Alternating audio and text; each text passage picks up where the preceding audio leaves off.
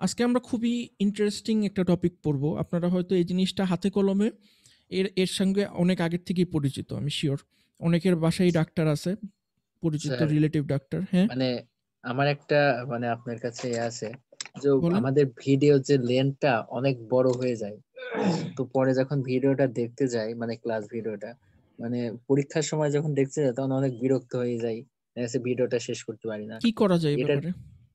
মানে এ ব্যাপারে কি কোনো সমাধান আছে কিনা? আপনারা যদি কেউ ভিডিও এডিটিং এ ভালো হন, তাহলে যে উইন্ডোজ ফটো আছে না, ওটা দিয়ে কেটে কেটে ছোট করে আপলোড করতে পারেন, যদি কেউ পারেন এই জিনিসটা।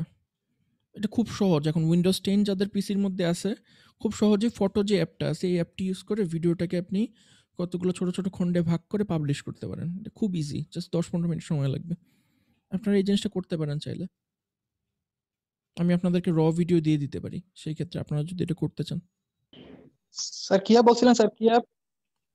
ফটো আছে না, মানে উইন্ডোজে 10-এ ছবি দেখার যে স্যার অ্যাপটা একটা নাম। ফটোস, ওই ফটোসে ঢুকে আপনি যে কোনো ভিডিও যদি অন করেন, ওখানে হ্যাঁ আপনি হ্যাঁ। এডিট করতে পারবেন ভিডিওটাকে। ওই অ্যাপটা খুব ভালো একটা অ্যাপ, মানে ট্রিম এবং এডিট করার জন্য, মানে ভাগ করার জন্য ভিডিওকে। সো ওইটা দিয়ে আপনি 10 মিনিট 10 মিনিট করে ট্রিম করে রাখতে পারেন। যদি আপনারা না পারেন আমাকে বলেন, আমি নেক্সট ক্লাসে আপনাদেরকে দেখাই দিব না কিভাবে করতে হয় ট্রিমিং। ওটা করতে পারেন যদি কেউ উৎসাহী কেউ যদি থাকেন অন্যের উপকারের জন্য, তাই এই কাজটা করতে পারেন। আচ্ছা ঠিক আছে, ওইটা নিয়ে পরে আসতেছি, ওটা কি করা যায়। তো আমরা আজকের টপিকটা দেখি। আজকের টপিক হলো কি আমাদের ব্লাড প্রেশার কিভাবে আমরা মেজার করি এবং এটার পিছনে ফিজিক্সটা কি। ব্লাড প্রেশার আমরা ফার্মেসিতে গেলে বা অন্য কোথাও গেলে খুব সহজে ব্লাড প্রেশার মাপতে পারি, কিন্তু এটার ফিজিক্সটা আমাদের বেশিরভাগেরই জানা নেই। তবে যেহেতু আমরা ইঞ্জিনিয়ার, অবশ্যই আমাদের এটার পিছনে ফিজিক্সটা জানতে হবে। তো ব্লাড প্রেশার বলতে বেসিক্যালি যে জিনিসটা বোঝায়, যে আমরা এই একটু আগেই মিড টার্মের আগেই কার্ডিয়াক সাইকেল নামে একটা জিনিস পড়ছিলাম, যে হার্টটা সংকুচিত এবং প্রসারিত হয়। এটার কারণে আমাদের যে দূষিত রক্তগুলো আছে, এই দূষিত রক্তগুলো হার্টের মধ্যে ঢুকে এবং বিশুদ্ধ রক্ত হার্ট থেকে সারা শরীরে ছড়ায় পড়ে। এবং আমরা দেখছিলাম যে এই জিনিসটা, পুরো জিনিসটা ড্রাইভ করে কার্ডিয়াক সাইকেল, এটা আসলে হার্টের মধ্যে স্পেশাল কতগুলো রিজিয়ন আছে, যেখানে কতগুলো পেসমেকার সেল থাকে। সেই পেসমেকার সেলগুলো অ্যাকশন পটেনশিয়াল জেনারেট করে, যেটার কারণে হার্টটাই কন্ট্রাক্ট করে, বা যখন এই ডিপোলারাইজেশন হয় তখন এই জিনিসটা, রিপোলারাইজেশন হয় তখন আবার রিল্যাক্স করে। তো এই কার্ডিয়াক সাইকেলটার সঙ্গে আমি শিওর যে আপনারা সবাই পরিচিত। তো স্বাভাবিকভাবে হার্টটা যখন কন্ট্রাক্ট করতেছে বা রিল্যাক্স হইতেছে, তখন হার্টের সঙ্গে রিলেটেড যেই নালীগুলো আছে, যেগুলোকে আমরা ভেইন বলি বা আর্টারি বলি, সেগুলো অবশ্যই সংকুচিত প্রসারিত হইতেছে। কারণ যখন হার্টটা স্কুইজ করবে, যখন কম্প্রেস করবে, তখন ব্লাডগুলো বিপুল বেগে এই আর্টারির মাধ্যমে সারা শরীরে ছড়ায় পড়বে। তো যখন হার্টটি স্কুইজ করবে বা কম্প্রেস হবে, তখন অবশ্যই আর্টারিগুলোর মধ্যে প্রেশারের চেঞ্জ হবে। আবার সিমিলারলি যখন হার্টটা রিল্যাক্স করবে, তখন দূষিত ব্লাডগুলো হার্টে ফেরত আসবে, তখনও এই আর্টারিগুলো, ভেইনগুলোর মধ্যে বা আর্টারিগুলোর মধ্যে প্রেশারের চেঞ্জ হবে। তো আমরা এক্সটার্নালি এবং ইন্টারনালি দুইভাবেই এই প্রেশারটা মাপতে পারি। তবে আমাদের সবচেয়ে প্রচলিত যেটা, আমরা যে ফার্মেসিতে যেটা মাপি বা বাসাবাড়িতে যেটা মাপি, সেটা হলো কি আমরা এক্সটার্নালি মেজার করি। হাতের মধ্যে একটা কাফ বসায় এক্সটার্নালি মেজার করি। আপনাদের মধ্যে কেউ কি দেখছেন ব্লাড প্রেশার মেজার করা? জি স্যার, এটা তো জি স্যার। কিভাবে মেজার করে কেউ কি একটু সামারাইজ করতে পারবেন পুরো প্রসেসটাকে? স্যার হাতের মধ্যে ওই যে ইয়াটা আর কি লাগায়, ওইটার নাম কিন্তু বলতে পারলাম না। তারপর স্যার ওটার নাম এটাকে, হলো গিয়ে স্ফিগমোম্যানোমিটার। হ্যাঁ তারপরে স্যার, তারপর এটাকে স্যার একটা মানে জিনিসে মানে পাম্প করা হয় শুধু। হুম তারপর হুম ওইটা ট্রাই করে যে ওইটা আরো ভালো মতো অ্যাকাস্টম হওয়ার ওই মানে মাসলের সাথে আর কি, খুব ভালো মতো প্রেসার ক্রিয়েট করে আর কি, তারপরেই তো স্যার মনে হয় মাপা যায়। প্রেশার ক্রিয়েট করার কারণ মাসলের সঙ্গে অ্যাকাস্টমড হওয়া না, এটা টোটালি ডিফারেন্ট একটা কারণ আছে।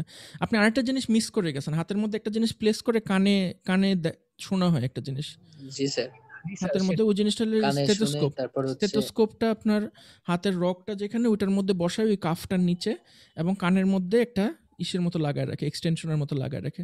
কিছু একটা অবশ্যই শুনে তাহলে, তাই না? হাতের থেকে কিছু স্যার একটা অবশ্যই শুনে। তা স্বাভাবিকভাবে কোশ্চেন আছে কি শুনে। এই জিনিসগুলি আমরা এখন দেখবো যে কি শুনে এবং এই প্রেশারটা দেয় কেন আসলে। তো স্যার, এটা, যখন আমরা হ্যাঁ, মাসেল পড়ছিলাম তখন তো হচ্ছে মানে ওখানে যদি ওই যে নিডেল দিয়ে যখন আমরা হচ্ছে মাসেল এরিয়াটা হুম, একটা ইউনিট যখন আমরা ভাবতাম তখন তো মাসেলের থেকে আমাদের কিছু একটা শব্দ আসতো কানে, হ্যাঁ, এটা তো কিন্তু আমরা ওটার শুনতে জন্য কিন্তু পারতাম। আপনার মোটর ইউনিটের ভিতরে ঢুকতে হতো একদম। মানে একটা জি সুই স্যার। দিয়ে মোটর ইউনিটের ভিতরে ঢুকে তারপরেই করতে হতো। কারণ আপনি যখন ওই সুই দিয়ে যখন নিডল দিয়ে যখন আমরা করি মোটর ইউনিট থেকে, তখন আমরা যেই ইএমজির কম্পোনেন্ট পাই সেটা 10 কিলোহার্টজ পর্যন্ত এক্সটেন্ড করে। মানে আমাদের অডিবল যে ফ্রিকোয়েন্সি রেঞ্জ, সেই ফ্রিকোয়েন্সি রেঞ্জ পর্যন্ত এক্সটেন্ড করে। কিন্তু আপনি যখন সারফেস ইলেকট্রোড বসান, মানে হাতের মধ্যে যখন সারফেস ইলেকট্রোড বসান, তখন কিন্তু এটা 10 কিলোহার্টজ পর্যন্ত এক্সটেন্ড করে না, প্রথমত। দ্বিতীয়ত, আপনি যখন ওই শব্দটা শুনেন, এই শব্দটা কিন্তু আপনার আসতেছে হলে গিয়ে একটা ইলেকট্রিক্যাল সিগন্যাল। ইলেকট্রিক্যাল সিগন্যাল আপনার অ্যামপ্লিফিকেশন হয়ে তারপরে আপনি শুনতেছেন। কিন্তু এখানে আপনি হাতের মধ্যে ব্লাড প্রেশার মাপার সময় যে সাউন্ডটা শুনেন, এটা কিন্তু আসে হলে গিয়ে ইসের কারণে, ভাইব্রেশনের কারণে। এটা কিন্তু আপনার ইলেকট্রিক্যাল সিগন্যাল না। এটা একটা মেকানিক্যাল ফোর্স যেটা আপনি শব্দ হিসেবে শুনতে পাচ্ছেন। সো ২ টা শব্দ কিন্তু টোটালি ডিফারেন্ট শব্দ। ইএমজির সঙ্গে এই জিনিসটার কোনো কানেকশন নেই। এই জিনিসটার সঙ্গে আপনার ফ্লুইড ডায়নামিক্সের কানেকশন আছে, যেটা আমরা একটু পরে দেখব যে ফ্লুইড ডায়নামিক্সটা এখানে কিভাবে কাজ করে। তো ওইটাতে যাওয়ার আগে আমরা যদি মানে আমাদের যে কার্ডিও পালমোনারি সিস্টেম যেটা আছে, এই কার্ডিও পালমোনারি সিস্টেমটাকে যদি দেখতে চাই, তাহলে আমরা মোটামুটি এরকম একটা ছবির মাধ্যমে বুঝতে পারি যে কার্ডিও পালমোনারি সিস্টেমটা কিভাবে কাজ করে। কার্ডিও পালমোনারি সিস্টেম মানে হলে গিয়ে কার্ডিও বা কার্ডিয়াক মানে তো অবশ্যই হার্ট রিলেটেড, এটা আমরা জানি। আর পালমোনারি মানে হলে গিয়ে ফুসফুস বা আপনার শ্বাসতন্ত্রর যেটা, সেটা রিলেটেড যে সিস্টেমটা, ওটাকে বলা হয় গিয়ে পালমোনারি সিস্টেম। তো আপনার হার্টের সঙ্গে অবশ্যই ফুসফুসের একটা কানেকশন আছে, যেহেতু দূষিত রক্ত বিশুদ্ধ রক্ত, এই দূষিত রক্তকে বিশুদ্ধ রক্ততে পরিণত করে হলে গিয়ে ফুসফুস, তাহলে অবশ্যই হার্টের সঙ্গে আপনার এই পালমোনারি সিস্টেমের একটা ওতপ্রোত কানেকশন আছে। সো ওই কানেকশনটাই এই ছবির মাধ্যমে দেখানো হয়েছে। সো এখানে যদি আপনি দেখেন যে এখানে আপনার রাইট লাং এবং লেফট লাংকে দুইটা আলাদা ভাগে দেখানো হয়েছে, কিন্তু আসলে এই দুটো একসাথে থাকে, শরীরের কাছাকাছি একসাথে থাকে। সো এই হার্টের মধ্যে আমরা জানি যে 4টা প্রকোষ্ঠ আছে। উপরে 2টা অ্যাট্রিয়াম আছে আর নিচে 2টা ভেন্ট্রিকল আছে। সো অ্যাট্রিয়ামগুলো করে কি? অ্যাট্রিয়ামগুলো হলো গিয়ে আপনার দূষিত রক্ত সারা শরীর থেকে কালেক্ট করে। মানে সারা শরীর থেকে যত দূষিত রক্ত আছে, সেই দূষিত রক্তগুলো আপনার অ্যাট্রিয়ামের মধ্যে আসে। আর অ্যাট্রিয়াম তারপরে সরি আমি ভুল বলছি। সারা শরীর থেকে যত বিশুদ্ধ রক্ত আছে, এই বিশুদ্ধ রক্ত হলে গিয়ে অ্যাট্রিয়ামের মধ্যে আসে। অ্যাট্রিয়াম তারপরে করে কি পাম্প করে সেই বিশুদ্ধ রক্তগুলোকে ভেন্ট্রিকলে পৌঁছায় দেয়।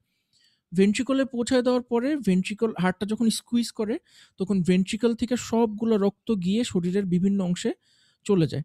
তো শরীরের উপরের অংশ এবং নিচের অংশের উপর ডিপেন্ড করে আমাদের ২ ধরনের আর্টারি সিস্টেম আছে। একটা হলো গিয়ে যে সুপিরিয়র, একটা হলো গিয়ে ইনফেরিয়র। সুপিরিয়র মানে হলো গিয়ে শরীরের উপরের অংশ, এবং ইনফেরিয়র হলো গিয়ে মানে হার্টের নিচের অংশকে বলা হলো গিয়ে ইনফেরিয়র। তো এই যে এখানে দেখতে পারতেছেন সুপিরিয়র ভেনা কাভা, মানে হার্টের উপরের অংশতে যে কানেকশনটা, এটা হলো সুপিরিয়র, এবং নিচে যেটা আছে এটা হলো গিয়ে ইনফেরিয়র ভেনা কাভা, মানে শরীরের নিচের অংশ থেকে রক্ত যেটা আসে এটা হলো গিয়ে ইনফেরিয়র ভেনা কাভা। তো এই সুপিরিয়র আর ইনফেরিয়র জাস্ট উপর নিচ বাদে আর কিছুই না, এটা জাস্ট ফ্যান্সি একটা নাম। তো এইভাবে আপনার একটা কার্ডিয়াক সাইকেলে এই অ্যাট্রিয়া থেকে আপনার ভেন্ট্রিকলে রক্ত যায়, তারপর ভেন্ট্রিকল থেকে আর্টারির মাধ্যমে সারা শরীরে ছড়ায় পড়ে। তো আর্টারি যেগুলি, এই আর্টারিগুলো খুব হাই প্রেশার সাস্টেইন করতে পারে। আর্টারিকে কি বলা হয়? ধমনী বলা হয় না শিরা বলা হয় বাংলাতে? স্যার ধমনী বলা হয় না? মনে হয় ধমনী বলা হয়, হ্যাঁ। আর্টারি যেটা, সেটা হলো গিয়ে বিশুদ্ধ রক্ত পরিচালন করে। আর্টারি হলে কি আপনার ভেন্ট্রিকল থেকে রক্ত নিয়ে সারা শরীরে ছড়ায় দেয়। মানে এই রক্তটা অক্সিজেনেটেড, মানে এই রক্তটা অক্সিজেনে এনরিচড।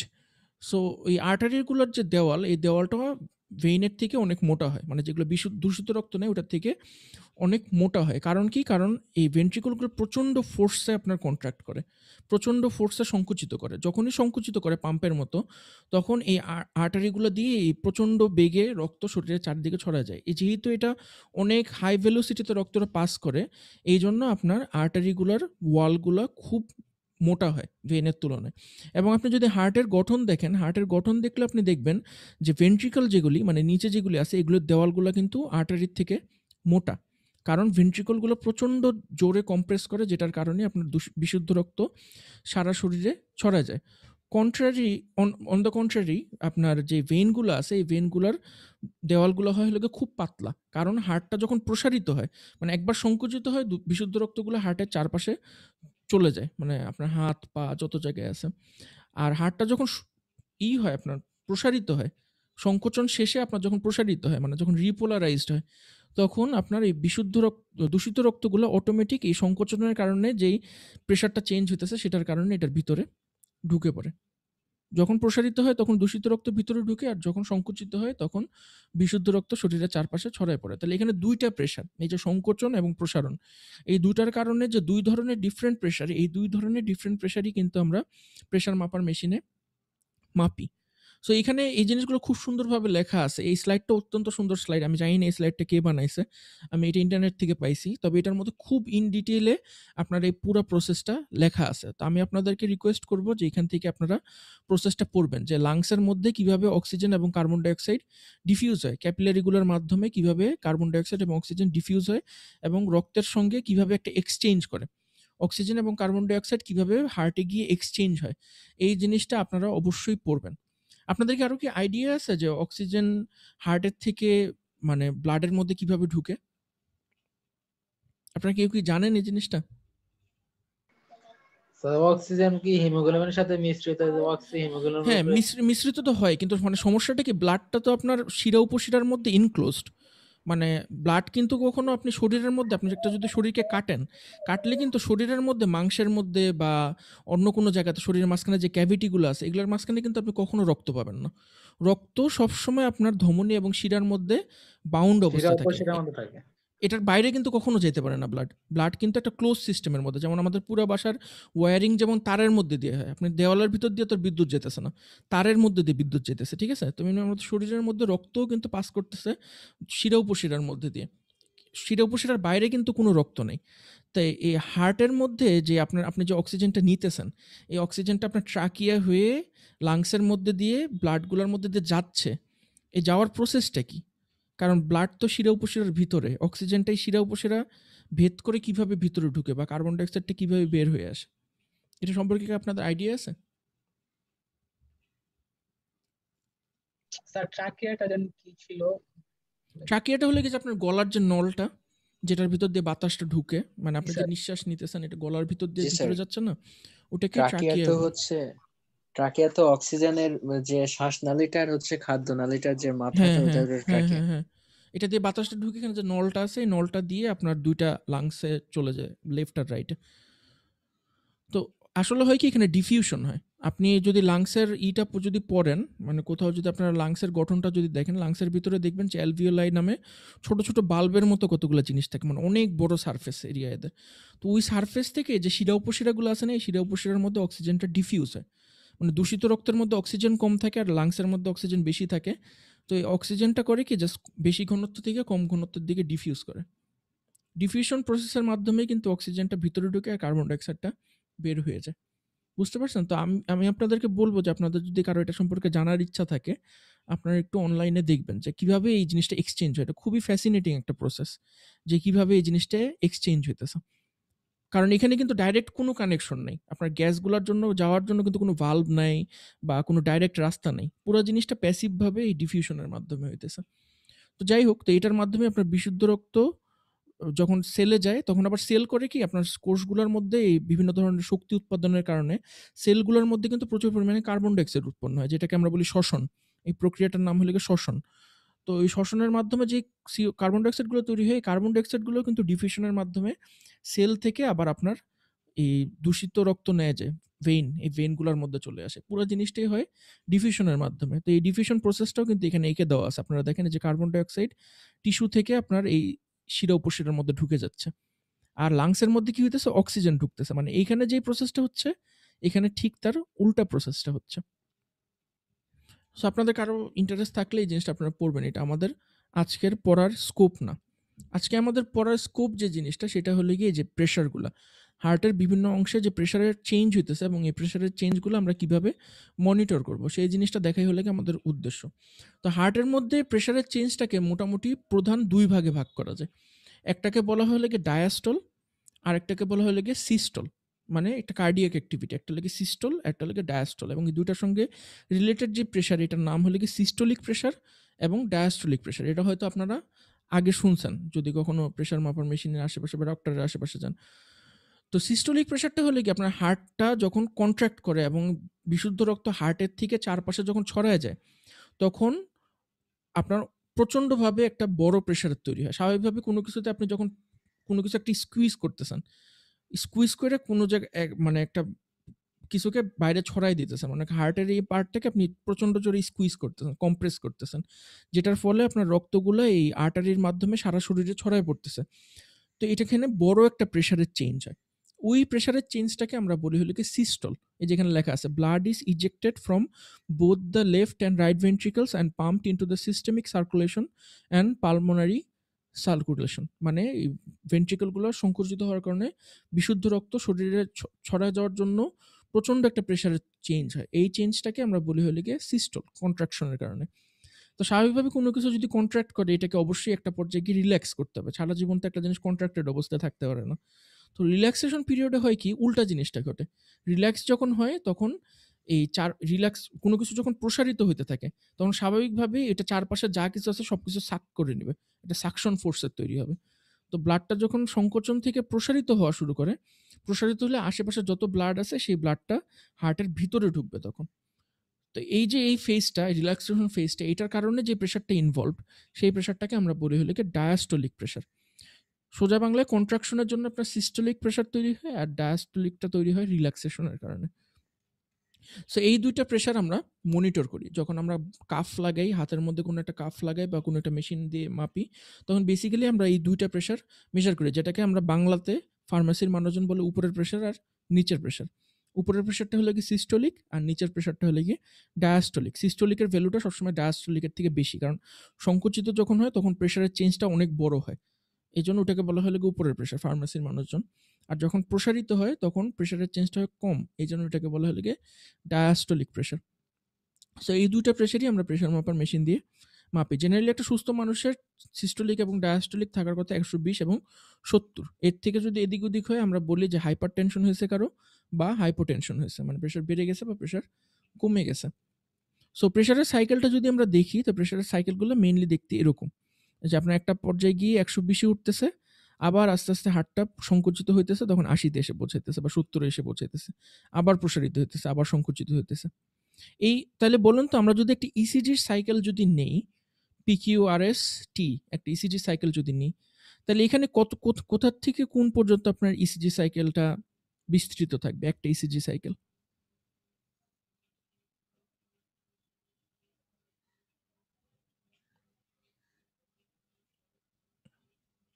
পি কোথার থেকে শুরু হবে আর টি কোথায় যে শেষ হবে?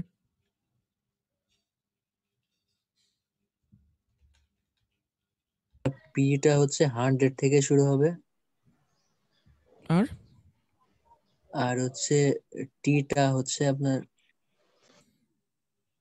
আমি জানি না এখানে আপনারা দেখতে পারতেছেন নাকি, এটা হলে কি যে আপনার প্রেশারের চেঞ্জটা, ঠিক আছে, প্রেশারের চেঞ্জটা যে হইতেছে। তো এই যে দেখেন ইসিজি সাইকেলের সঙ্গে আপনি যদি তুলনা করেন তাহলে এই পুরো একটা ইসিজি সাইকেল শেষ হইতে যতক্ষণ সময় লাগে প্রেশারের চেঞ্জটা আপনার ঠিক ততক্ষণ হয়। এই যে প্রেশারের চেঞ্জটা অ্যাওরটিক, এখানে খুব মানে ভালোভাবে দেখা যাচ্ছে না, অ্যাওরটিক প্রেশার যেটা এই যেখানে লেখা অ্যাওরটিক প্রেশার কমলা রঙের যেটা, সেটা হলে গিয়ে যে আপনার রিল্যাক্সেশন থেকে পর্যন্ত এটা যতটুকু আপনার ইসিজি সাইকেলটাও কিন্তু অতটুকু। তার মানে স্যার ইসিজি এটা সাইকেল, হ্যাঁ বলেন। 100 থেকে শুরু হচ্ছে, হ্যাঁ 100 মানে থেকে শুরু হচ্ছে। পিটা হচ্ছে 100 থেকে শুরু হবে। তো ওটা যে একটা সাইকেল যে হুম পুরো একটা কমপ্লিট করলো, হুম মানে ব্লাড প্রেশারের, তো হুম ওইটার হচ্ছে সাইকেলের হচ্ছে যে মাথাটা ওখানে শেষ হয়ে আবার একটা নতুন সাইকেল মানে হ্যাঁ স্টার্ট করলো, হুম ওখানে হচ্ছে টিটা শেষ হবে আর কি। টিটা শেষ হবে, একদম ঠিক। এই যে দেখছেন পিটা একদম শুরু হচ্ছে আপনার যখন প্রেশারটা 100-এ এবং শেষ হচ্ছে হলে কি আপনার যে এই যে প্রথমে একবার নেমে গিয়ে আবার হালকা করে একটা দিল, ওই জায়গায় গিয়ে আপনার পুরো জিনিসটা শেষ হচ্ছে। এবং জি স্যার। সবচেয়ে মজার ব্যাপার হলে গিয়ে আপনি যদি কারো পিঠের মধ্যে যদি স্টেথোস্কোপ ধরেন বা বুকের মধ্যে যদি স্টেথোস্কোপ ধরেন, আপনি কিন্তু বেশ কতগুলো হার্টের সাউন্ড শুনতে পারবেন। এই সাউন্ডগুলোর আবার সুন্দর একটা নাম আছে, এই সাউন্ডগুলোর নাম হলো মারমার সাউন্ড। এটা একটু পরে আসবো, মারমার সাউন্ড। ওই মারমার সাউন্ডও কিন্তু আপনি দেখেন এই ইসিজি এবং এই ব্লাড প্রেশার চেঞ্জের সঙ্গে রিলেটেড। মানে আমরা টোটাল মারমার সাউন্ড শুনি হলে কি চারটা, মানে টোটাল চারটা সাউন্ড শোনা যে S1, S2, S3, S4। এই চারটা সাউন্ডও কিন্তু আপনার প্রেশার চেঞ্জের সঙ্গে রিলেটেড। তো এর মধ্যে S1, S2 আর S3 আমরা শুনতে পারি, S4 এই যে ডট ডট দেওয়া যেটা এটা শোনা যায় না, এটা আছে কিন্তু এটা এত ছোট সাউন্ডটা, এটা শোনা যায় না। সো এই যেখানে ফার্স্ট, সেকেন্ড আর থার্ড এই 3টা সাউন্ড দেখেন প্রেশারের চেঞ্জের সঙ্গে রিলেটেড। মানে যখন র্যাপিডলি আপনার প্রেশার চেঞ্জ হতে থাকে তখন আপনার ফার্স্ট সাউন্ডটা আমরা শুনি, এবং প্রেশার চেঞ্জটা যখন একদম শেষ হয়ে যায়, মানে একদম মানে কমের দিকে চলে আসে, তখন আমরা সেকেন্ড সাউন্ডটা শুনতে পাই। তারপর যখন হার্টটা আস্তে আস্তে রিল্যাক্স হওয়া শুরু করে তখন আমরা থার্ড সাউন্ডটা শুনতে পাই, এবং একদম রিল্যাক্সেশনের শেষে আমরা ফোর্থ সাউন্ডটা থাকে কিন্তু আমরা কানে শুনতে পাই না। তো আপনার এই যে ডাক্তাররা যে স্টেথোস্কোপ দিয়ে আপনার হার্টের মধ্যে সাউন্ড যে শুনে, এই সাউন্ডটাও কিন্তু তৈরি হয় হলে গিয়ে আপনার হার্টের সংকোচন এবং প্রসারণের কারণে। এটা আমরা একটু পরে দেখব যে কেন হার্টের সংকোচন প্রসারণের কারণে শব্দ তৈরি হয়, অন্যান্য সময় কেন তৈরি হয় না। তো এই জিনিসটাতে পরে আসি, ইন্ট্রাভাস্কুলার এবং এক্সট্রাভাস্কুলার যে সিস্টেম এটাতে পরে আসি, কারণ এটা আমরা খুব বেশি একটা এনকাউন্টার করি না। এই যে এখানে মারমার সাউন্ডটা আছে, হার্টের সাউন্ড অ্যান্ড মারমার, এটা হলো গিয়ে যে হার্টের সংকোচন এবং প্রসারণের কারণে ব্লাডের টার্বুলেন্স তৈরি হয়। এই টার্বুলেন্সের কারণে আমরা মারমার সাউন্ড শুনতে পারি, এটাতেও পরে আসতেছে। আগে দেখি যে হার্টের আমরা কিভাবে মেজার করি, প্রেশার কিভাবে আমরা ফার্মেসিতে বা অন্য কোথাও ব্লাডের প্রেশার মেজার করি। সো ফার্স্ট অফ অল আমাদেরকে যে জিনিসটা জানতে হবে সেটা হলো গিয়ে স্টেথোস্কোপ কি। এই যে একটু আগে বললাম যে হার্টের মধ্যে আমরা হাতের মধ্যে আমরা ব্লাড প্রেশার মাপার সময় একটা জিনিস বসে, কানে একটা জিনিস শুনি, যে জিনিসটা দিয়ে আমরা শুনি সেই জিনিসটার নাম হলো গিয়ে স্টেথোস্কোপ। আপনারা হয়তো স্টেথোস্কোপ অনেকেই দেখছেন। স্টেথোস্কোপ দেখতে হলে গিয়ে আপনার এরকম একটা জিনিস, যেটার মধ্যে আপনার সামনের যে পার্টটা থাকে, যেই পার্টটা আমরা শরীরে ধরি জেনারেলি, ওখানে একটা ডায়াফ্রামের মতো থাকে, পাতলা একটা পর্দার মতো থাকে, আর পিছনের পার্টে এরকম একটা বেলের মতো জিনিস থাকে, আর মাঝখানে একটা গোল ফুটা থাকে। কেউ কি বলতে পারবেন যে আমরা এই দুইটা সাইডের উদ্দেশ্য কি, কোনটা দিয়ে কি করি?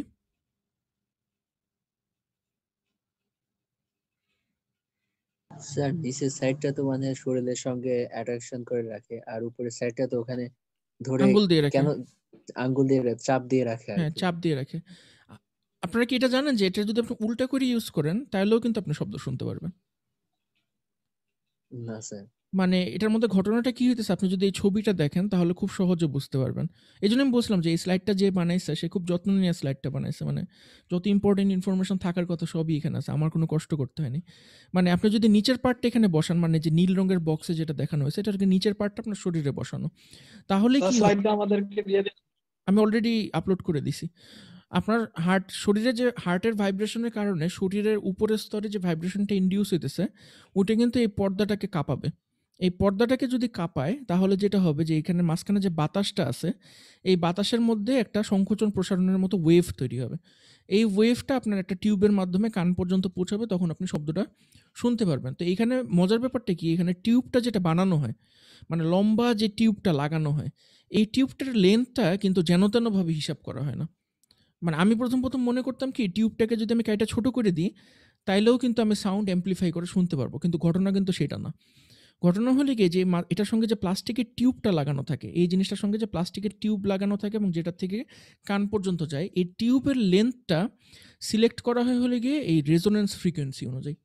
মানে আপনি যেই সাউন্ডটা শুনবেন সেই সাউন্ডটা রেজোনেট করার জন্য কতটুকু লম্বা নল লাগবে সেই হিসাব করে ওই নলের লেন্থটা ডিটারমিন করা হয়। আপনারা যারা ইন্টারমিডিয়েট দিছেন ওনারা নিশ্চয়ই ইন্টারমিডিয়েটে একটা জিনিস পড়ছেন, স্ট্যান্ডিং ওয়েভ।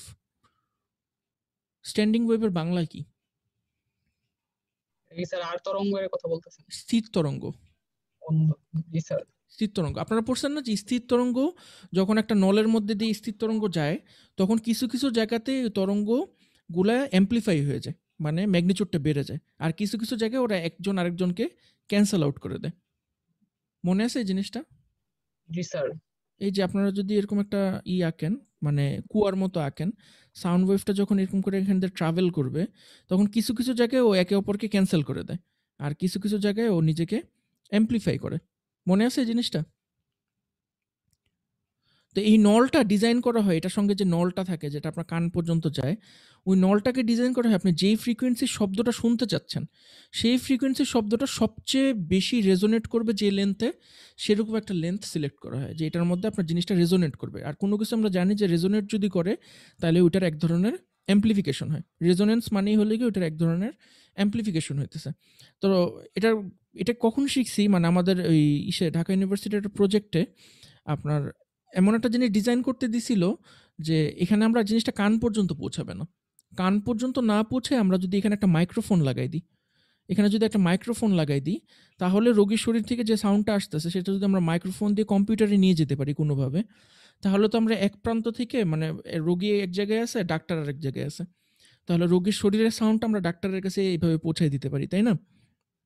কিন্তু মজার ব্যাপার যেটা হয়েছে, আমরা যখন নলটাকে কেটে ফেলে তারপর যখন মাইক্রোফোন বসাইছি, তখন দেখি যে অপর সাইডে কোনো শব্দই শোনা যায় না। কারণ এখানে যে রেজোনেন্সের যে ফেনোমেননটা হইতেছিল, আমরা যখন নলটাকে কেটে ফেলছি তখন এই ফেনোমেননটা আর হচ্ছে না, মানে সাউন্ডটার অ্যাম্প্লিফিকেশন হচ্ছে না। কিন্তু পরবর্তীতে এই জিনিসটা যখন আমরা রিয়েলাইজ করার পরে নলটাকে যখন ইনটেক্ট রাখলাম এবং নলের মাথাটাই যখন কেটে দিয়ে মাইক্রোফোনটা বসাইলাম, তখন কিন্তু সাউন্ড আমরা ঠিকই শুনতে পারলাম। আমার কথাটা কি সবাই বুঝতে পারছেন?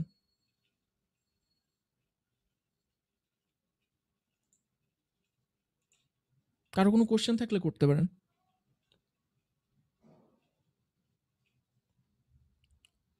আচ্ছা, কারো কোনো স্যার, কোশ্চেন নেই? হ্যাঁ স্যার এখানে মানে নল কি ওই যে ওইটার ইয়াটার সাথে যে লাগানো সেই মানে হ্যাঁ হ্যাঁ জিনিস? হ্যাঁ সেই যে কালো রঙের একটা টিউব লাগানো থাকে না রাবারের, জি ওই স্যার। জিনিসটার কথা বলতেছি আর কি। সো ওইটার কিন্তু একটা গুরুত্বপূর্ণ ভূমিকা আছে। এই জন্য আপনি দেখবেন কি, স্টেথোস্কোপ যদি কানে নিয়ে হালকা করে একটা টোকা দেন স্টেথোস্কোপের মাথায়, তখন দেখবেন কিন্তু একদম আপনার পুরো মাথা বেজে উঠবে, একদম পুরো প্রচণ্ড শব্দ তৈরি হবে। শব্দটা কিন্তু তৈরি হইতেছে এই রেজোনেন্সের কারণে সাউন্ডটা অ্যাম্প্লিফিকেশন হইতেছে, কারণ এটার ভিতরে তো কোনো ব্যাটারি নেই। এটা জাস্ট পুরোপুরি সাউন্ড অ্যাম্প্লিফিকেশনটা হইতেছে রেজোনেন্সের কারণে। সিমিলারলি আপনি যদি এই জিনিসটাকে উল্টা করে শরীরে বসান, তাহলে হবে কি, শরীরের আপনার যে চামড়াটা যেটা আছে, এই চামড়াটা এই পুরো জায়গাটার মধ্যে সিল করে দেবে। দেখবেন যে এই সাইডটার মধ্যে একটা রাবার লাগানো থাকে, রাবারের একটা গাস্কেট লাগানো থাকে। আপনি যখন এটা উল্টো করে শরীরে বসাবেন, এই রাবারটা কিন্তু শরীরের সঙ্গে একটা সিল তৈরি করবে, এবং এই শরীরের যে অংশটুকুতে আপনি জিনিসটা বসাইছেন ওই জায়গাটুকুর চামড়া তখন আপনার ডায়াফ্রাম হিসাবে কাজ করবে। এবং তখনও কিন্তু আপনি যদি উল্টা পার্টটাও যদি শরীরে লাগান, তখনও কিন্তু সাউন্ডটা আপনি শুনতে পারবেন। কিন্তু জাস্ট পার্থক্য যেটা, সেটা হলো গিয়ে আপনি যখন এই রাবারের ডায়াফ্রামটা যখন শরীরে বসাবেন, তখন আপনি এই যে medium to high pitch sound ভালো মতো শুনতে পারবেন, মানে হাই ফ্রিকোয়েন্সি সাউন্ডগুলো ভালো মতো শুনতে পারবেন।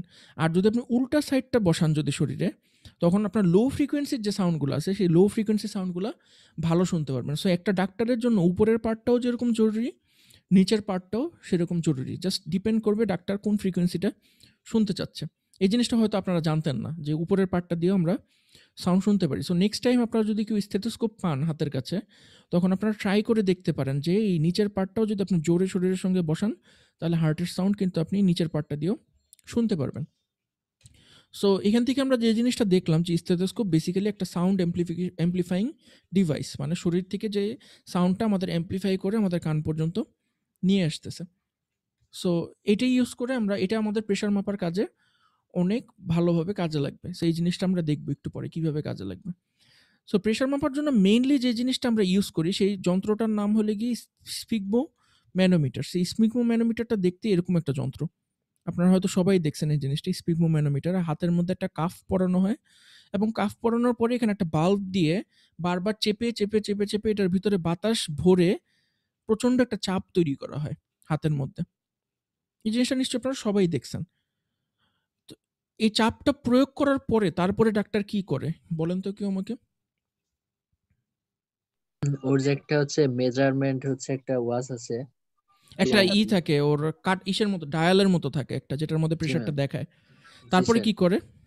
Pressure metre. ওটা প্রেশার মিটারটা মানে একবার হাই চেক করে আর একবার হচ্ছে চাপ প্রয়োগ করে লোটা চেক করে। না না না, আপনি আবার একটু চিন্তা করে দেখেন আসলে কি দেখছেন আপনি। প্রথমে চাপ প্রয়োগ করে, অনেক চাপ প্রয়োগ করে, চাপ প্রয়োগ করার পরে তারপরে কি করে? স্যার এটা ছেড়ে চাপটা ছেড়ে দেয় আর কি। আস্তে আস্তে করে বাতাসটা ছেড়ে দেয়, তাই না? জি স্যার। মেইন রহস্যটা কিন্তু এই জায়গাতে, আস্তে আস্তে যে বাতাস ছাড়তেছে এটার মধ্যেই হলো আসল রহস্য। রহস্যটা কীরকম এটা বোঝার জন্য ফার্স্টে আমাদেরকে যে জিনিসটা বুঝতে হবে সেটা হলো কি, ল্যামিনার ফ্লো কাকে বলে এবং টার্বুলেন্ট ফ্লো কাকে বলে। সো ল্যামিনার ফ্লো এবং টার্বুলেন্ট ফ্লো বোঝার সবচেয়ে সহজ উদাহরণ হলো কি নদী। আপনারা যদি কেউ নদীর মাঝখানে যান, নদীর মধ্যে দিয়ে যদি একটা নৌকা চালান, নৌকাটার মধ্যে আপনি বৈঠা পাইতেছেন না, কিচ্ছু করতেছেন না, জাস্ট নৌকাটার মধ্যে বসে আছেন আপনি, তখন কিন্তু আপনি আশেপাশে যে স্রোতের শব্দ, এই স্রোতের শব্দ কিন্তু শুনতে পারবেন না। একদম ঠিক বড় একটা নদীর মাঝামাঝি জায়গায় যদি আপনি থাকেন, আপনি কোনো স্রোতের কলকল শব্দ কিছুই শুনতে পারবেন না যদি কোনো বৈঠা না দেন। জাস্ট নৌকার মধ্যে বসে আছেন, নৌকা নিজের মতো স্রোতের সাথে আগাচ্ছে, ওই জায়গায় আপনি নদীর কোনো শব্দ শুনবেন না। কিন্তু আপনি যদি পাড়ে যান, কোনো একটা নদীর পাড়ে যদি যান, কোনো একটা মোহনাতে যদি যান, যেখানে অনেকগুলো স্ট্রিম একসাথে আসতেছে, নদীর মোহনাতে যদি যান, ওই জায়গায় দেখবেন যে আপনি সবসময় পানির একটা শব্দ শুনবেন। আপনারা যারা গ্রামে থাকেন তারা হয়তো বুঝতে পারতেছেন যে আমি কি বলতেছি। অনেক সময় আপনার মোহনার মধ্যে বা নদীর পাড়ে যদি যান, তখন দেখবেন যে ওখানে কল করে একটা শব্দ হইতেছে, যে পানি যাইতেছে, আপনারা বুঝতে পারতেছেন। কিন্তু নদীর মাঝখানে যখন থাকেন তখন কিন্তু কোনো কল শব্দ শুনতে পারেন না। এটার কারণ হলো গিয়ে, নদীর মাঝখানে আপনি যখন থাকেন, অনেক বড় একটা নদীর ঠিক মাঝখানে যখন থাকেন, ওখানে যে ফ্লোটা হয়, এই ফ্লোটার নাম হলো গিয়ে ল্যামিনার ফ্লো। আর আপনার যখন একটা মোহনাতে যান বা পাড়ে যান, ওখানে দেখা যায় যে অনেক জায়গা থেকে স্রোত এসে ধাক্কা দিতেছে, একটা টার্বুলেন্সের তৈরি হইতেছে। এই জন্য ওইটার নাম হলো গিয়ে টার্বুলেন্ট ফ্লো। এটার আরেকটা মজা আছে, আমি আপনাদেরকে দেখাই একটু ইন্টারনেটে। আপনারা হয়তো ফেসবুকে এই জিনিসটা দেখছেন অনেকবার। সেটা হলে কি, অনেক জায়গায় দেখবেন যে কল ছাড়ছে, পানি পড়তেছে, কিন্তু দেখে মনে হইতেছে না যে পানি পড়তেছে। কখনো কি এই ভিডিওগুলো দেখছেন আপনারা? মনে হচ্ছে কি একটা স্বচ্ছ একটা পাইপ।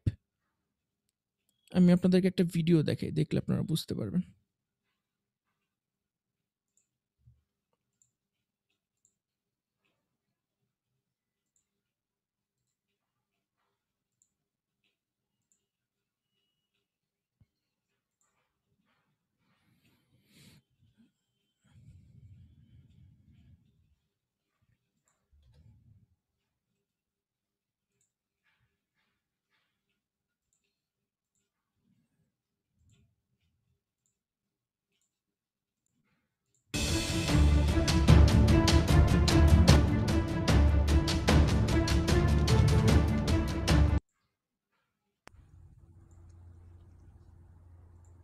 দেখেন এখান থেকে কিন্তু পানি পড়তেছে, একটু ভালো করে খেয়াল করেন, একটা ট্যাঙ্ক থেকে নিচে পানি পড়তেছে, কিন্তু আপনারা দেখে কেউ বুঝতে পারেন নাকি? আমাকে বলেন যে পানি পড়তেছে।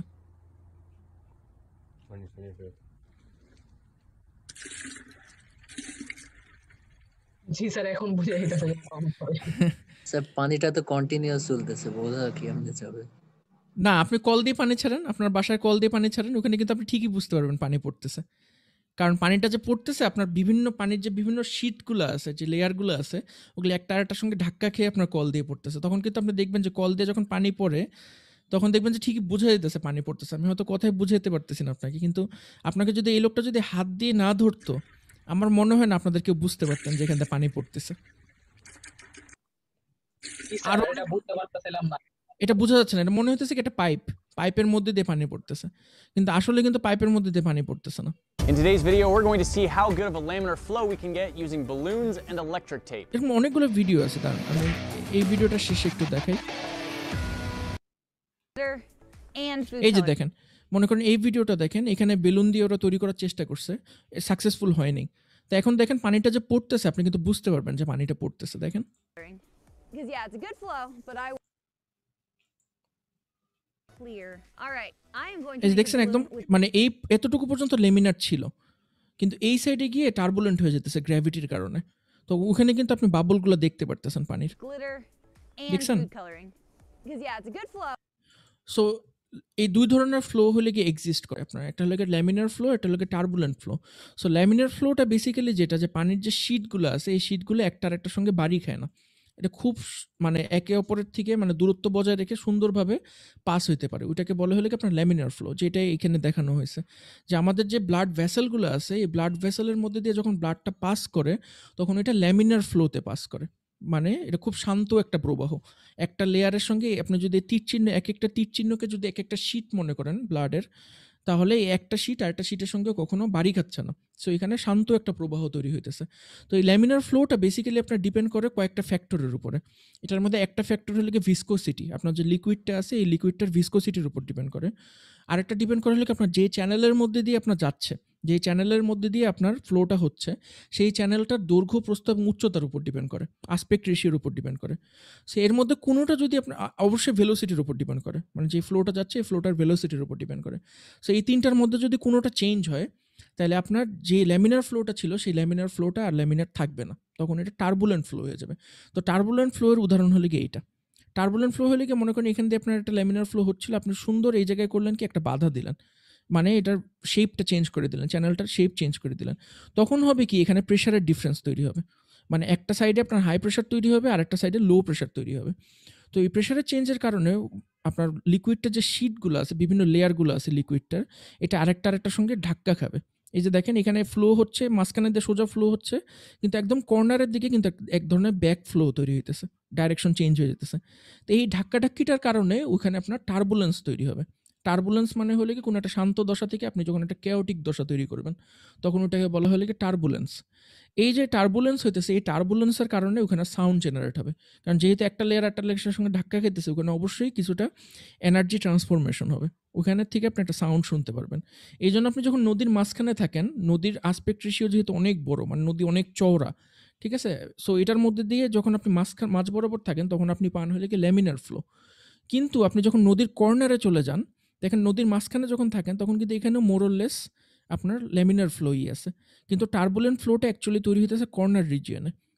সো আপনার যখন যত নদীর কর্নারের দিকে আসতে থাকবেন, পাড়ের দিকে আসতে থাকবেন, তত আপনি টার্বুলেন্স ফেস করবেন বা টার্বুলেন্ট ফ্লো ফেস করবেন, যেটার কারণে আপনি শব্দ শুনতে পারবেন। এখন হয়তো আপনারা ধারণা করতে পারতেছেন যে এখানে আমরা স্টেথোস্কোপটা কেন বসাই এবং চাপটা কেন প্রয়োগ করি।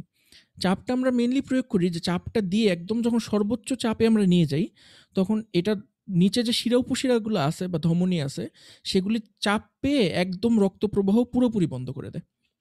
মানে এই এই এই হাতের এই অংশটা দিয়ে আর কোনো রক্ত পাস হইতে পারে না।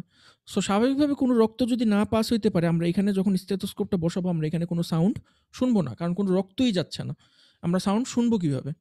আস্তে আস্তে আপনি যখন প্রেশারটা এখানে রিলিজ করতে থাকেন, আস্তে আস্তে করে যখন এখানে প্রেশার রিলিজ করতে থাকেন, একটা পর্যায়ে গিয়ে আপনার এটার ভিতর দিয়ে ব্লাড যাওয়া শুরু করে। কিন্তু ব্লাডটা যে যাইতেছে, তখন এটা ল্যামিনার ফ্লো না। যেহেতু আপনি এখানে চাপ প্রয়োগ করেই রাখছেন, ওই ফ্লোটা হলে কি টার্বুলেন্ট ফ্লো। এই টার্বুলেন্ট ফ্লো এর কারণে আপনি স্টেথোস্কোপে আস্তে আস্তে করে একটা সাউন্ড শুনতে থাকেন। প্রথমে একটা সাউন্ড শুনেন, এই প্রথম সাউন্ডটাকে বলা হয় হলো কি ফার্স্ট করোটকোফ সাউন্ড। এই টার্মটা অনেক ইম্পর্টেন্ট ভাইবার জন্য। করোটকোফ সাউন্ড শুনতে পারেন, এবং এই করোটকোফ সাউন্ডটা আপনি কন্টিনিউয়াস শুনতেই থাকবেন যতক্ষণ পর্যন্ত আপনার টার্বুলেন্ট ফ্লো থাকবে। আপনার কট কট কট কট কট করে একটা শব্দ শুনতেই থাকবেন।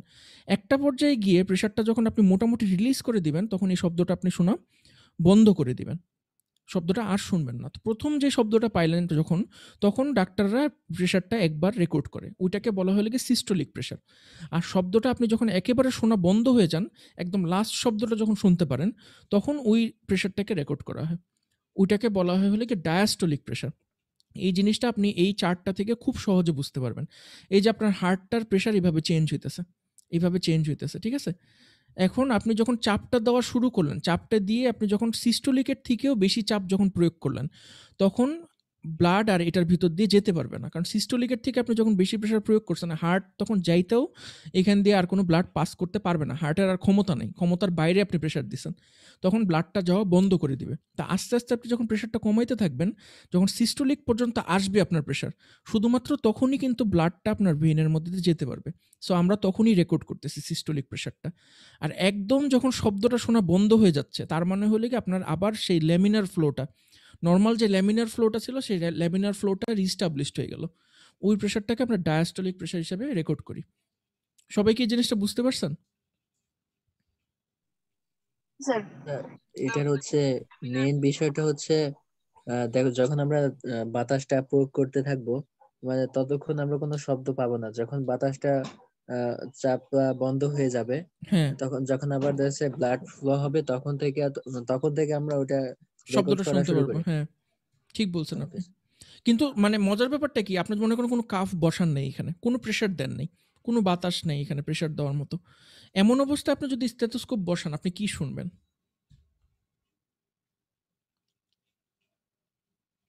নর্মাল অবস্থায় হাতের মধ্যে কোনো কাফ নেই, কিচ্ছু নেই, আপনি জাস্ট স্টেথোস্কোপটা আপনার শিরার উপরে বসালেন, তখন কি শুনবেন আপনি? তখন তো কোনো শব্দ শুনতে পাবো না। কেন? ব্লাড তো যাচ্ছে, কন্টিনিউয়াসলি ব্লাড যাচ্ছে, কেন শুনবেন না? আর ওই যে আপনি নদীর মাঝখানের যে উদাহরণটা দিলেন, এক্স্যাক্টলি, তখন কিন্তু ল্যামিনার ফ্লো থাকবে। যতক্ষণ পর্যন্ত ল্যামিনার ফ্লো থাকবে, আপনি কিচ্ছু ফিল করবেন না। যদি এই ঘটনাটা যদি এরকম না হইতো, তাহলে কিন্তু আপনারা কন্টিনিউয়াসলি নিজের ব্লাড ফ্লো নিজে শুনতে পারতেন। যদি আপনার এই ফ্লোটা যদি ল্যামিনার না হইতো, আপনি মনে করেন বসে আছেন, আপনি কন্টিনিউয়াসলি নিজের ব্লাড ফ্লো শুনতে পারতেছেন, কারণ এই জিনিসটা কত ডিস্টার্বিং একটা জিনিস হতো না। কিন্তু এই জিনিসটা ল্যামিনার ফ্লো হওয়ার কারণে আপনি যখন চুপচাপ বসে আছেন, তখন কিন্তু কোনো ফ্লো বুঝতেছেন না। কিন্তু মজার ব্যাপার কি, আপনি দেখেন দুইটা আপনার তর্জনী যেটা আছে, মানে যেটা তর্জনী আঙ্গুল আর কি, 2টা তর্জনীকে আপনি যদি একসাথে টাচ করান প্রেশার দিয়ে, তখন কিন্তু আপনি ঠিকই এই ব্লাডের ফ্লোটা টের পাবেন। আপনারা কেউ এখন চাইলে টেস্ট করে দেখতে পারেন এই জিনিসটা।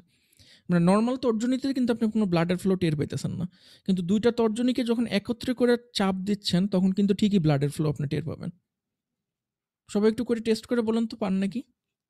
স্যার কি করতে হবে একটু আরেকবার বলেন। 2টা তর্জনী মানে বুঝছেন, যেটা দিয়ে আর কি বক্তৃতা দেয়, জি স্যার। ওই 2টা স্যার আপনি ওইটা হচ্ছে 2টার মাথায় একসাথে করে চাপ দেন। স্যার 2টা হাতের হালকা একটু একটু নয়েজ হচ্ছে আর কি যখন হ্যাঁ, দুইটার নয়েজ একটু হচ্ছে না? চাপ দেয়।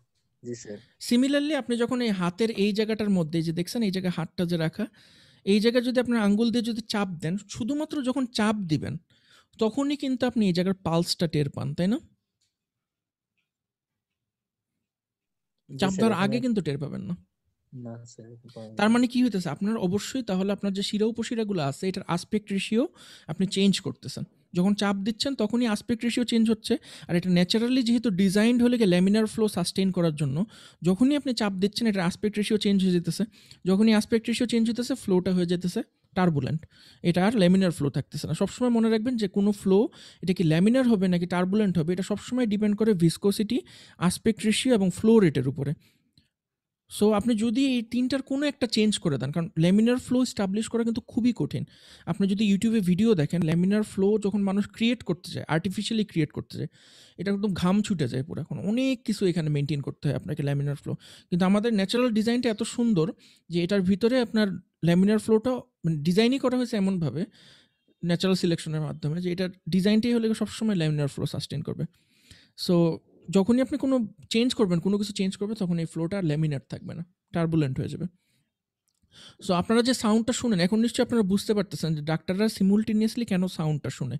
শুধুমাত্র এখানে কাফটা পড়ায় না, সাউন্ডও শুনতে হয়। আপনি সাউন্ডটা না শুনে কখনো বুঝতে পারবেন না অ্যাকচুয়ালি সিস্টেল কখন শুরু হইতেছে আর ডায়াস্টল কখন শেষ হইতেছে। সো তাহলে এই হ্যাঁ বলুন। ল্যামিনার ফ্লোর উপর আর কি ডিপেন্ড করে তারা বুঝতে পারে যেটা সিস্টোলিক প্রেসার। না না, ল্যামিনার ফ্লোর উপর ডিপেন্ড করে বুঝতে পারে না, মানে আমরা ফ্লোটাকে ইচ্ছা করে টার্বুলেন্ট করে দিই যাতে আমরা বুঝতে পারি, ঠিক আছে? মানে নরমাল তো ল্যামিনার থাকে আর কি, সেটাকে আমরা আর কি ওই হ্যাঁ টার্বুলেন্ট। হ্যাঁ, টার্বুলেন্ট করে দিই। কারণ আপনার এই ফ্লোটা যদি টার্বুলেন্ট না হইতো, কখনো চাপ প্রয়োগ করার পরেও যদি টার্বুলেন্ট না হইতো, তাহলে কিন্তু আপনি জীবনে কখনো সাউন্ড শুনতে পারতেন না আর প্রেশারও রেকর্ড করতে পারতেন না। সাউন্ড শোনাটা এখানে ভাইটাল, খুবই ভাইটাল সাউন্ড শোনাটা। সো আমি আশা করি আপনারা পুরো মেকানিজমটা বুঝতে পারছেন, এবং যখন পড়বেন তখন দেখবেন যে এই জিনিসটা খুবই ইন্টারেস্টিং। এবং আমরা চাইলে এটা দিয়ে কিন্তু খুব সহজে একটা ডিজিটাল মেশিন বানাইতে পারি। ডিজিটাল মেশিন কীভাবে বানাইতে পারি, এটার আর্কিটেকচারও এখানে দেওয়া আছে। জাস্ট এরকম একটা ফ্লো যদি আমরা ফলো করে আমাদের কাফের মধ্যে আমরা যদি একটা মাইক্রোফোন লাগাই দিই, তাহলে কিন্তু মাইক্রোফোনটা সাউন্ডটা শুনবে, এই করটকফ সাউন্ডটা মাইক্রোফোন শুনবে। এবং মাইক্রোফোন ফার্স্ট করটকফ সাউন্ডটা যখন রেকর্ড করবে তখন আপনি মাইক্রো কন্ট্রোলারের মাধ্যমে সিস্টেমকে বলবেন এটা আমার সিস্টোলিক প্রেশার রেকর্ড করো। এবং যখন আপনার মাইক্রোফোনটা শব্দ শোনা বন্ধ করে দিবে তখন আপনি বলবেন যে লাস্ট যে করটকফ সাউন্ডটা শুনছি যে ওই সময় যে প্রেশারটা ছিল ওটাকে রেকর্ড করো, ওটা হলে আপনার ডায়াস্টোলিক প্রেশার। এইভাবে কিন্তু আমরা খুব সহজে একটা অটোমেটিক ডিজিটাল মেশিন বানাইতে পারি। অথবা আমরা এই মাইক্রোফোনের জায়গায় কিন্তু চাইলে একটা প্রেশার সেন্সরও লাগাই দিতে পারি। এখানে পিজো ইলেকট্রিক ম্যাটেরিয়াল বা অন্য কোনো একটা প্রেশার সেন্সর ইউজ করে এই প্রেশারের যে চেঞ্জটা, এই প্রেশারের চেঞ্জটাকেও আমরা ডাইরেক্ট রেকর্ড করতে পারি। কিন্তু এই ডিজিটাল মেশিনের সমস্যা যেটা, মেইন সমস্যা যেটা, সেটা হলো গিয়ে ডিজিটাল মেশিন উপরের যে প্রেশারটা মানে সিস্টোলিক প্রেশারটা খুব ভালো মতো রেকর্ড করতে পারে। কারণ ফার্স্ট অফ অল উপরের ওটাতে খুব জোরে শব্দ হয়, করটকফ সাউন্ডটা খুব ক্লিয়ার হয়, স্পষ্ট হয়। তো আপনি যদি মাইক্রোফোনের মাধ্যমে শুনেন তখন এই করটকফ সাউন্ডটা খুব পরিষ্কারভাবে মাইক্রোফোন রেকর্ড করতে পারে। তো ওই প্রেশারটা খুব ভালোভাবে মাপা যায়। কিন্তু একটা অটোমেটিক মেশিন বা ডিজিটাল মেশিন যেটাকে আমরা বলি, ওটা দিয়ে যখন আপনি ডায়াস্টোলিক প্রেশারটা মাপতে যাবেন দেখবেন যে কোনো মেশিনই রান টু রান একই ডায়াস্টোলিক প্রেশার দেখায় না। দুইবার মেজার করছেন, দুইবারই ও সিস্টোলিক প্রেশার এক দেখাবে কিন্তু ডায়াস্টোলিক প্রেশার ডিফারেন্ট দেখাবে। কারণ ওই শব্দটা এত আস্তে শোনা যায় লাস্টের করটকফ সাউন্ডটা, যেটা রেকর্ড করা মানে অ্যাকুরেটলি রেকর্ড করাটা খুব ডিফিকাল্ট। এই জন্য এখনও মানে আপনি যখন ডাক্তারের কাছে যাবেন বা অন্য কোথাও যাবেন, ডাক্তাররা কিন্তু অটোমেটিক মেশিন তেমন একটা ইউজ করে না, সবাই ম্যানুয়াল মেশিন ইউজ করে। কারণ মানুষের কান যতটা সহজভাবে ডিস্টিংগুইশ করতে পারে আপনার এই লো পিচের সাউন্ড, মেশিন এতটা ভালোভাবে লো পিচের সাউন্ডটা রেকর্ড করতে পারে না। বুঝতে পারছেন সবাই? সো আপনারা এই স্লাইডটা পড়বেন। এই স্লাইডের মধ্যে অনেক ইনফরমেশন আছে এবং আপনাদের পরীক্ষার জন্য কতটুকু ইম্পর্টেন্ট আমি জানি না, কিন্তু আপনাদের রিয়েল লাইফের জন্য এই স্লাইডটা খুবই ইম্পর্টেন্ট। এবং আমরাও যখন মাস্টার্সে যখন পড়ছি আমাদেরকে এইগুলোই পড়ানো হয়েছে, কারণ আমার মনে হয় যে এই যে বইটা ফলো করছে আমাদের যে ব্রাউনের যে বইটা, ওই বইটার থেকেই ও কপি করছে। সো এখানে যদি পড়েন আমার মনে হয় যে আপনারা মোটামুটি অন্য যে কোনো ইউনিভার্সিটির যে কোনো বায়োমেডিক্যাল কোর্সের মতনই সমান জিনিস শিখতে পারবেন। সো আপনারা এই স্লাইডটা পড়বেন এবং নেক্সট ক্লাসে যদি কোশ্চেন থাকে অবশ্যই কোশ্চেন করবেন। এবং আরও কিছু ইম্পর্টেন্ট জিনিস আমি স্কিপ করে গেছি, সো আমি আশা করবো যেগুলো আপনারা পড়বেন। যেমন মনে করেন ব্লাড প্রেশার যে আমরা মাপি, এই ব্লাড প্রেশারের একক কী, এটা ভাইবাতে একটা কমন কোশ্চেন থাকে, এটা আপনাদের জানা থাকা লাগবে যে একক কী। এটার একক হলে কি মিলিমিটার মার্কারি। তারপরে কোশ্চেন হবে মিলিমিটার মার্কারি কেন? মিলিমিটার মার্কারি তো কোনো প্রেশারের একক না। প্রেশারের একক আমরা জানি জেনারেলি বার বা প্যাসকেল, এগুলো হলে প্রেশারের একক। কিন্তু ব্লাড প্রেশার আমরা যখন মাপি 120 আর 80, এটা কিন্তু millimetre mercury, mmHg। Millimetre mercury কেন? এটার একটা ঐতিহাসিক কারণ আছে মিলিমিটার মার্কারি কেন। তো এই জিনিসটা আপনারা পড়বেন, এই যে mmHg মিলিমিটার মার্কারি, এটার ঐতিহাসিক কারণটা পড়বেন যে মিলিমিটার মার্কারি কেন। আগেকার দিনে আপনার মার্কারি স্কেল দিয়ে প্রেশার মাপা হতো, ওই জিনিসটা আপনার মেথডটা পড়বেন যে এটাকে কিভাবে বারের বা প্যাসকেলের সঙ্গে এটা সম্পর্কটা কি। ঠিক আছে, সো এটা আপনারা পড়বেন, এখান থেকে আপনারা অনেক কিছু শিখতে পারবেন। আর কোনো কোশ্চেন থাকলে আমাকে নেক্সট ক্লাসে অবশ্যই জিজ্ঞেস করবেন। কারো কি কোনো কোশ্চেন আছে এই পর্যন্ত? না স্যার। আচ্ছা, আপনাদের কি মানে বায়োমেডিক্যাল ইঞ্জিনিয়ারিং এখন পর্যন্ত ইন্টারেস্টিং লাগতেছে নাকি এখন একটু বোর্ড হয়ে গেছেন? না স্যার, ইন্টারেস্টিং এর জায়গাটা কি স্যার ইন্টারেস্টিং প্রথম থেকে ছিল, এখনো আছে, তো বাট মানে পরীক্ষার ক্ষেত্রে এমন হচ্ছে কেন সেটা বলতে পারবো না।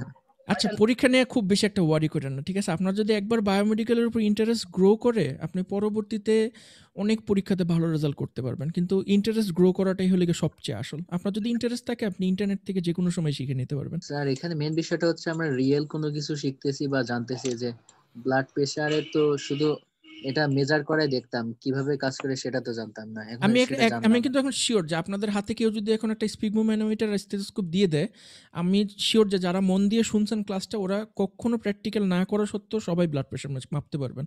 এটা আমি মোটামুটি শিওর, যদি আপনারা ফিজিক্সটা বুঝে থাকেন। এটাই কিন্তু মজা, মানে যারা টেকনিশিয়ান, যারা ফার্মাসিতে কাজ করে বা যারা ল্যাবে টেকনিশিয়ান থাকে, এরা কিন্তু জিনিসটা শিখে হলে কি মানুষকে দেখে দেখে, কিন্তু আপনারা কিন্তু শিখতেছেন ফিজিক্সটা বুঝে, মানে আসলে জিনিসটা কেন কাজ করতেছে এই জিনিসটা আপনারা বুঝে করতেছেন। সো টেকনিশিয়ানদের সঙ্গে আপনাদের কিন্তু অনেক বড় একটা ডিফারেন্স আছে। আপনারা যদি হাতে কলমে কখনো কাজ নাও করেন, যেই মুহূর্তে আপনাদেরকে হাতে কলমে কাজ করতে দেওয়া হবে আপনারা কিন্তু পারবেন, এতটুকু বিশ্বাস আমার আছে, যদি আপনারা আসলেই ফিজিক্সটা বুঝেন। সো আপনারা কিন্তু যে কোনো টেকনিশিয়ানের তুলনায় অনেক বেশি একটা অ্যাডভান্টেজাস পজিশনে থাকবেন, যে কোনো একটা আননোন জিনিস হঠাৎ করে যদি হ্যান্ডেল করতে দেয় আপনারা সহজে ওটার সঙ্গে অ্যাকাস্টমড হতে পারবেন, মানে আপনার প্র্যাকটিস করা লাগবে না অত বেশি, যেহেতু আপনি জানেন জিনিসটা কেমনে কাজ করতেছে। সো সামনের ক্লাসেও আমরা আরও ইন্টারেস্টিং একটা জিনিস দেখবো, সেটা হলো কি ফ্লো মিটার এবং ভেলোসিটি মিটার, এই জিনিসটা কীভাবে বানায় আল্ট্রাসাউন্ড দিয়ে। এটাও খুবই মজার একটা টপিক। সো আশা করি আপনারা সামনের ক্লাসে এটা সব পড়ে আসবেন। আর আমরা কোনো কোশ্চেন থাকলে সামনের ক্লাসে অবশ্যই এটা ডিসকাস করব। আপনারা সবাই কি অ্যাটেন্ডেন্স দিচ্ছেন এখানে? জি স্যার। আচ্ছা, ঠিক আছে, থ্যাংক ইউ। তাহলে নেক্সট ক্লাসে আবার আপনাদের সঙ্গে কথা হবে। আসসালামু আলাইকুম।